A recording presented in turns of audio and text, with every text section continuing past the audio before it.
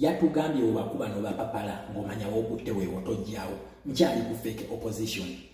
Winnie Kiza nakugambye togenda kusobola kunnedifendinga ko tosobola nkubisa propaganda bw'oyagala kuba mu statement byo by'okola olaga nti nze mpa obujulizi obwo bulimba tewali buzibu kati ndowooza ekya Winnie byanyuma kyo tukivuddeku kuba tolese evidence then Winnie Kiza atukubiddewo empapula ku mmeeza ekyava mu musango gw'ekaseese. Okitegeera ekintu ekyo nabagambe Museveni bulijjo talina opposition. Abantu bano bali mu kutusiriwaza baagala batuyingize mu by'alliance by'ekisiro bya UPC ne KY bibaliko. Winnie Kiza aleese empapula naye nakugambye nze evidence tosobola kunneerijjako kubanga nina evidence gwe tolina okozesa propaganda.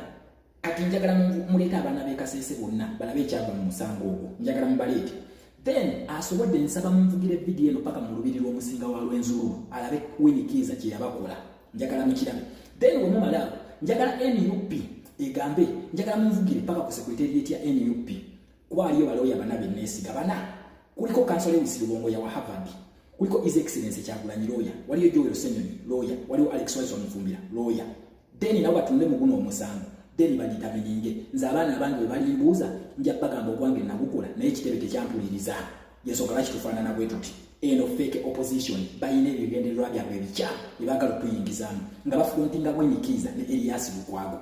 Munnayuganda njagala okutunuulira omusango guno okitegeera apulecha we kamuyitiridde n'akiraba tasobodde kola defendinga kya Winnie Byanyima alese fayiro z'omusango guno era mu kunnyonnyola agambye nti omusango teyagujjaayo ntandikidde ku gundi ya wakati agambye omusango teyagujjaayo ne prosecutor wa ICC we yatunula mu musango guno yagira ba these are not war crimes ntaddewo ready eno page ya Winnie Kiza ate munagamba nze afumba naye nakugambye tojja kusobola kunnedifendingako yagambye these are not war crime. Sigenda kutunulamu zino evidence zaleese eza prosecutor sigenda zitunulamu then katugende ku statement ye gyakoze kino kye nabagambye nti abantu bano bulijjo batufugira mu fake democracy. Museveni wagenda mu bazungu yabagamba ndese democracy naye yaleeta kiri fake yensonga lwaki buli kimu kye tubadde nakyo mu Uganda kiri fake ffe twesiga tutya ekintu ekibadde fake okufuna ekituufu. Okitegeera ekintu kino omusango guno tebaguyita war crimes siwe mugwa.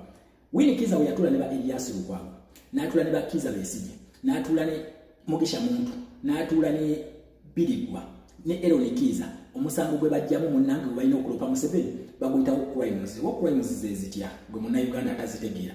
War crimes zino zibeera mu kiseera nga bali mu lutalo nga waliwo okulwanagana gwe babanga Winnie Kiza ebalopa war crimes kitegeeza nti Winnie Kiza akakasa nti mu lubiri lw'omusinga wa Lwenzururu kituufu waliyo emmundu omusinga mu lubiri lw'omusinga wa Lwenzururu waliyo emmundu zaaliyo byebyo Museveni byakola nga aparedinga abantu bano n'emmundu n'abafuusi nga bakkirize asobole okudduka ekya ICC kuba yakimanya nti His Excellency Kyagulanyi aguzizaayo omusango ogwo. Okitegeera ekintu ekyo naye Winnie Kiza bo balopa war crimes kitegeeza nti Winnie Kiza byalopa bikomplicatinga omusinga wa Lwenzururu nti yalina okuyekera mu lubiri. Omusango omutuufu gwali gulina okulopera baguyita batya baguyita crimes against humanity bwe baguyita bwe baali balina okulopa guno this is committed in a civilian population. Okitegeera on a civilian population era twali tulina okuyimirira ku counts 3 okulopa Museveni ono. County esooka bagiyita murder, county eyokubiri bagiyita torture, county eyokusatu bagiyita persecution ze baali balina okuyimirirako balope mu crimes against humanity. Okitegeera ekintu ekyo naye Winnie Kiza okumanya nga baali bakolera Museveni nga bagala kusiriwaza bannansi nti buli obutugumbuzi Museveni bwe yakoze kaseese babututte mu ICC kwekubya ekifaananyi ekyo. Okitegeera ne beekubya ekifaananyi mbu bali mu kuŋŋaanya mikono okutwala Museveni mu ICC kumbe baali balimba yensonga lwaki bwe baatuuka mu ICC balopa omusango gwe bayita war crimes. This is bano be bantu ababadde batuzanyirako emyaka 2. We are so disappointed in you people. Tuli disappointed bantu mmwe muli babi kati leero mujja mutwegatteko mutuyingira alliance nammwe. Winnie Kiza, is this for real? Is this for real? Winnie Kiza kino okikakasa kino kyaddala mukazi gwe weekube mu kifuba oyina abaana ogamba abaana bange genda baleka mu nsi ki n'okwata omusango omuli abantu abattiddwa nga tebalina mmundu tebalina kisi kyonna n'ogamba nti zibadde war crimes. Mukazi gwe count enkyagenda baleetera count kwe bayimirira okuba eweru sanction then balage n'omusango guli mu ICC ogwaffe. Omusango guno ogw'ekaseese gufaanagana n'ogw'ennaku z'omwezi 18 n'ennaku z'omwezi 19 we gufaanagana mu November. Museveni we yajja ku street n'atta abantu ezo zaaliwo crime waliwo olutalo lwali lugenda mu maaso akalulu lubeera lutalo akalubera lutalo then okay wetuga mati war crimes akaluka 2021 n'akaluka 2016 kaliwo akali kefaananyirizaako olutalo naye lwaki ate mukana akabiri mugumu tetwateekayo nti these are war crimes tetwali mu lutalo crimes against humanity zisobola okubeera mu kiseera ekyeddembe ne mu kiseera eky'olutalo crimes against humanity zisobola okukomitingibwa wabula ate war crimes zibeererawo mu lutalo okitegera ekintu ekyo kakitegeeza nti weenikiiza n'akabinja kebo baali bakakasa nti mu lwenzu lulweyo mu lubiri lw'omusinga waliyo olutalo lwali lugenda mu maaso. She betrayed her own people. Kakati yagala tumwesige ne Uganda. Winikiza not at my watch. Nzo kwange ngenda kukola abaana we bali mbuuza ndi balaga videos zino zigenda kubeerayo. Winikiza you are a hypocrite. Ate buli weyongera okunyonyola oyonona. Buli weyongera okunyonyola oyonona kati oyokeza. Okirabye bana Uganda bateredde already iyo en account ya Winikiza mugende ku account ye mulabe ya Facebook. Mpozi nganadduka n'abijjayo. Ne already twabikubira screenshot. Okitegera ekintu ekyo mugende ku account ya Winikiza njagala his excellence Kyagulanyi otunule mu musango guno then bategere nti abaana bano okutukola propaganda shama akola propaganda kulemesa kwatagana oba ali ku mazima n'abagambi banyimiridde ku mazima ngenda kuyimirira ogwo eno fake opposition yeriko bagala tutwala mu alliance eya UPC eya Museveni kyebaliko era bebakamisana na kiro kakati bwe twakubye nnyo kati Besigye ne gwigole mutisha muntu bavudde mu kamera ne bafrontinga Elias Lukwago ne Winikiza ne bafrontinze kwa wa civilian kubanga liwe twadde tukwa Ibrahim Traore tugambi tutwagala kufuzibwa mu namaje kati bo bali bavudde mu kamera ne bateekayo bana ababiri bebali ku kibali ku front line babibongero tusiriwaza dayo Oliver Zinge yakugambye okuwandike binonga wewozaako. These are not war crimes, these are crimes against humanity under the Rome Statute doctrine of the International Criminal Court.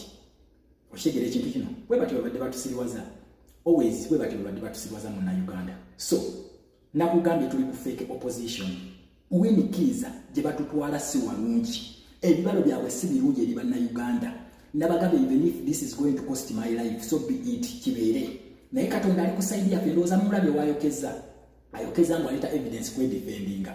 Okitegere ekintu kino gwe mu Uganda nkugambye omusango guno gufaanagana ne 18 ne 19 uwaja ne batta abantu olwali lutalo then nenkubuza nti akaluka 2021 n'akaluka 2016 kaliwo akali kasinga okubeera deadly ekyakosinga ba Winikiza ogenda okulopawo crimes.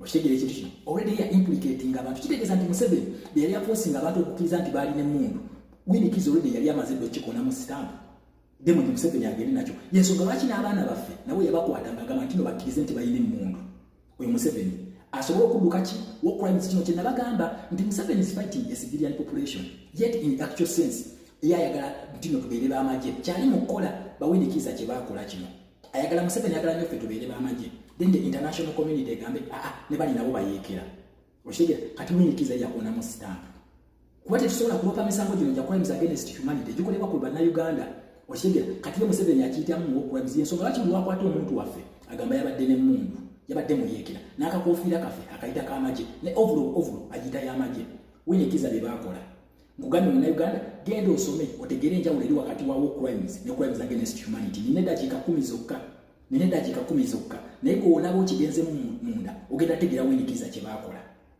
abaana b'e Kasese they could not get justice mu bawinikiza bali tebasobola gifuna kubanga oleda akugambye nti omusango gwabwe pa war crimes prosecutor n'agugoba kuba tewaliwo olutalo lwali lugenda mu maaso tewali what starts wrong ends wrong okitegera tosobola kubanga onoonya mbuzi ate n'otwala embwa bino bye babaddeko nga batusiriwaza bwe bati bwe babadde batusiriwaza okitegera his excellence Kyagulanyi olyokanga nojja I was a taxi driver nga simanyi nti nze agenda okufunira abantu ab'e Kasese okubalaga omwana waabwe wafaanana eyali luupu nga zevuga taxi njagala mutunde mu musango guno ku NUP tulina abalooya bana kuliko Lewis Lugongoya his excellence Kyagulanyi Joel Ssenyonyi ne Waiswa Mufumbiro njagala mutunde mu musango gw'e Kasese are they war crimes then you prove me wrong tize kyenjogera kye kikyamu Winikiza ye mutuufu bannange tetukwatagana n'abantu bano balina ebigendero ebikyamu gye tuli ne struggle eno she cannot even tell the truth kati kiri ekyawini byalima akidduse ajja kuwano wojja wonna nja kuchallenge nga nakugambye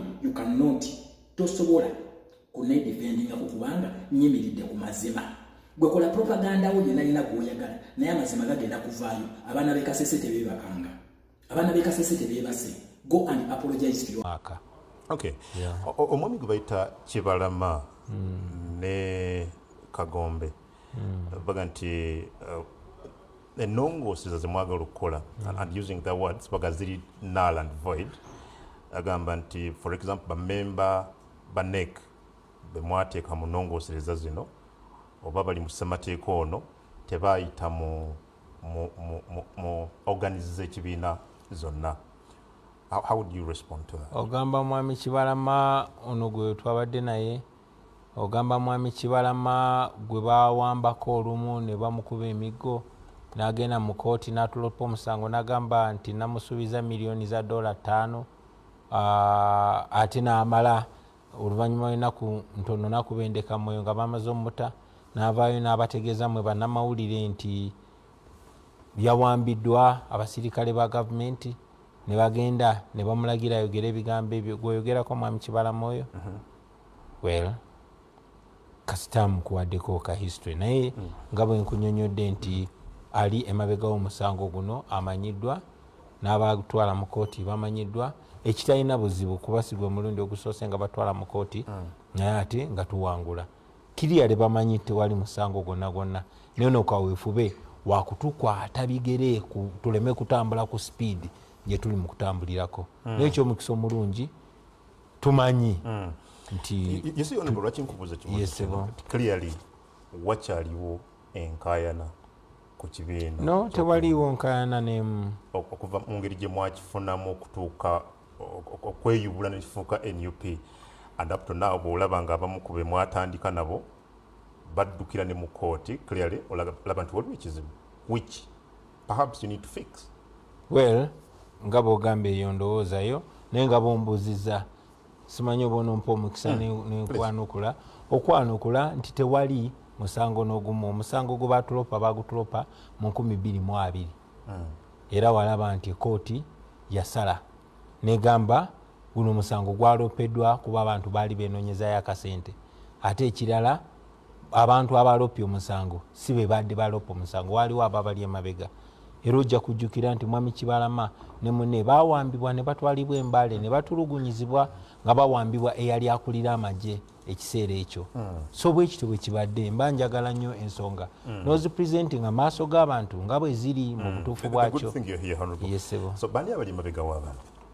Well, nga bwe nkunyonyodde nti eyatwala omusango mu kooti eno mwami bamuyita Kasirye yali personal assistant we yali omumyuka wange era ng'ekigendererwamu ekyo kyali kyakutu siba speed kubanga abantu abagamba nti batulopa ate si bammemba baffe n'ekiseera kino apparently bakoladde ekibiina ekyabwe naye gavumenti ya Mwami Museveni bw'oba olwanagana nayo ekozesa buli omu esobola n'okweyisa owooluganda lwoba mukaddewo oba bamembers be muli nabo okukusala speed. So iyo kawefube gwe baliko. Okay, well, utaba tutandika wayogedde ku by-election gye twakavaamu Kawempe ey'omumambuka wenjagala today nga omukulembeze w'ekibiina candidate waakyo eyawangula. How do you assess that by-election? Well, by-election eyo ekyomukisa omulungi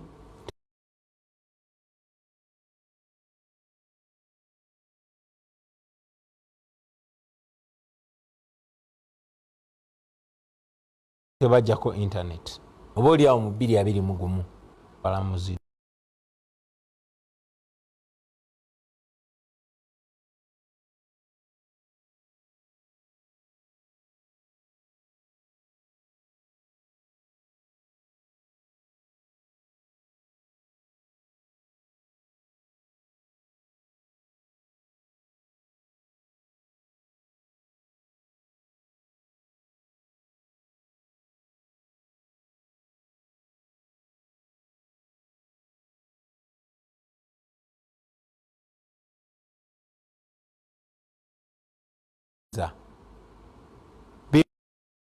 bekumidde mu bagizi bw'abantu.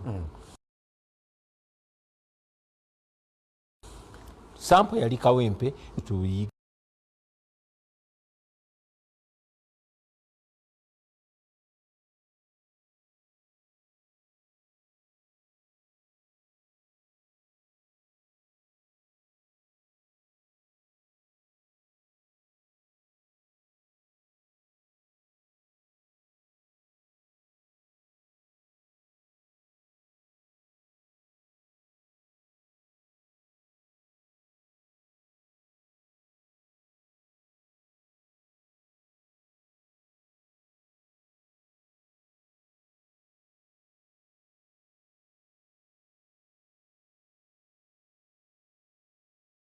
tetusuubira fujjo naye tumanyi ontu bulamu mu mateeka basobola okuvunuuka gavumenti eyanakyemali era bwe kibadde mu mawanga gonna.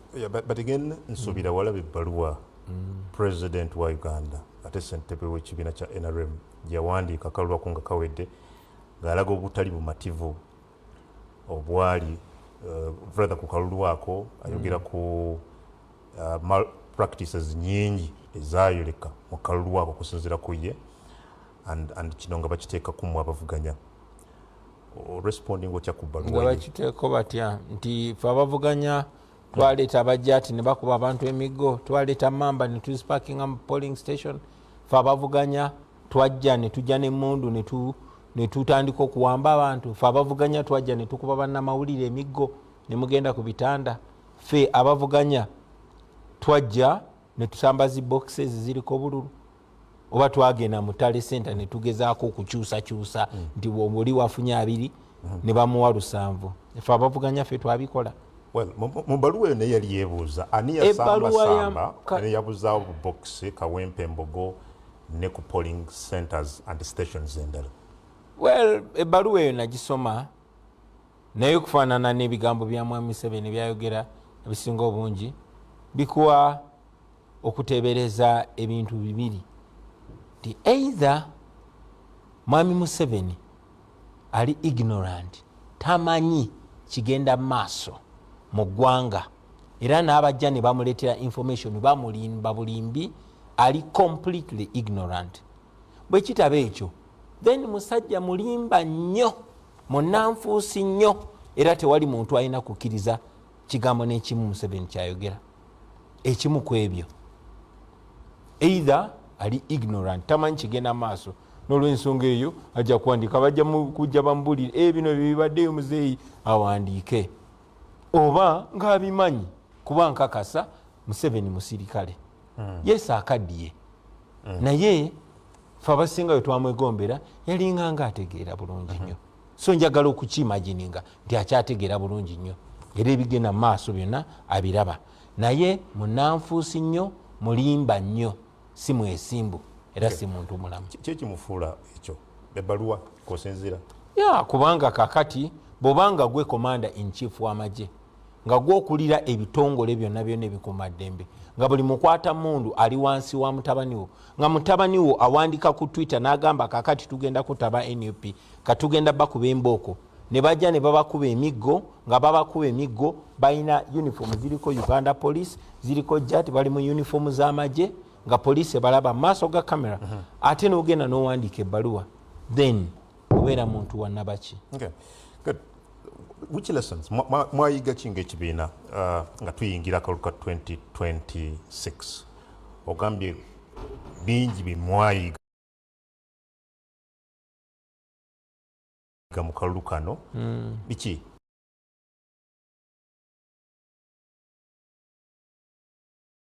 Nyira byetwayiga naye ebisinga obukulu byetwayiga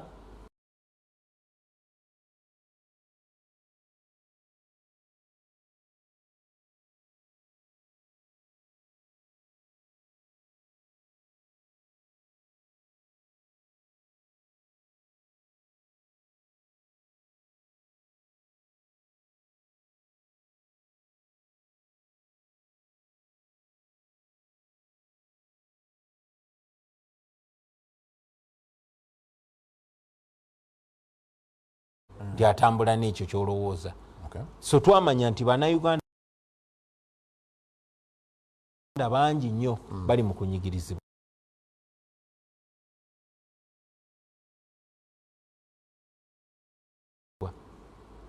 Naye nga amazima si gye balwanirira.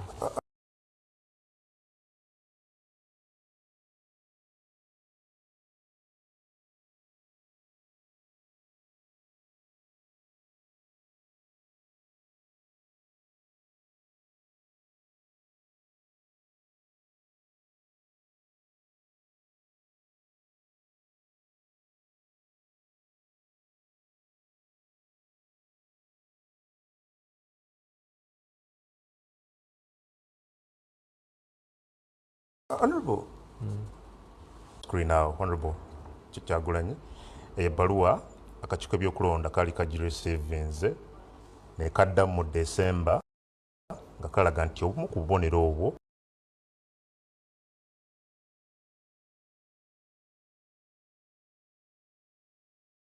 buli reserved eno nga bw'ogira ku screen yo baluwa yeeyo kati kankubulireko